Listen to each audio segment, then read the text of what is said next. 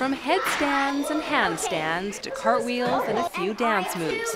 On a cool winter day, inside is the best place to burn off all that extra energy.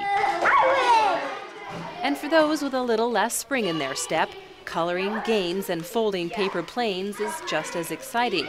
With school out, fun and games are in, and these kids are having a blast. Starting off with some get-to-know-you games, intros and icebreakers, and then some crafts and activities, and probably some sports games before we head out to some snack time, and then the pool in the afternoon. Last week, BC's 41,000 teachers voted to ramp up their job action and were given permission to strike for 3 days this week. Teachers are demanding more resources and wages, but the BC government says it doesn't have any more money for teacher salaries and won't compromise on class size and composition for another year.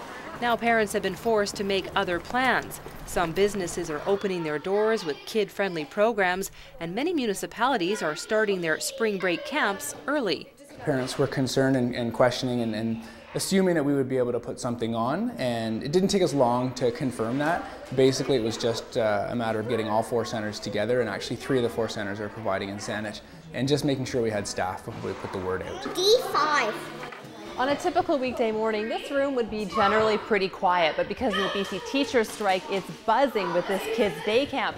And parents are thankful they have somewhere to bring their children. It's great because it keeps the kids active and gets them out, and so they're not sitting at home, and doesn't disrupt their routine as much. Although my son's never been in childcare, so he's pretty nervous about going. At $36 a day here at the Gordon Head Rec Centre, some parents say these camps are an affordable option.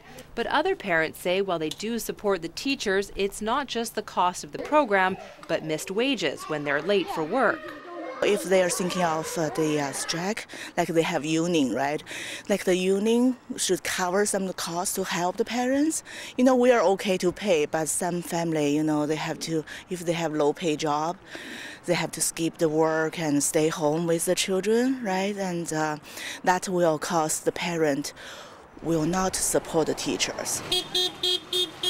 And while teachers were not allowed to picket on school property, that didn't stop them from getting their message out on busy streets. And this longtime teacher says the feedback he's getting is that families understand that this short-term pain will hopefully bring long-term gain. Families that are banding together through social media, getting together on Facebook, organizing kind of their own child care things, but there's no doubt it has an impact on their families.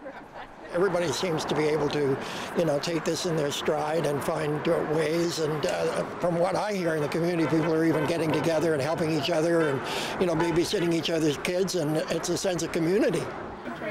So parents will be weathering the strike until at least Wednesday. But for many districts, spring break begins next week, which buys time for the government to pass legislation preventing teachers from striking and calls for a mediator and a cooling off period.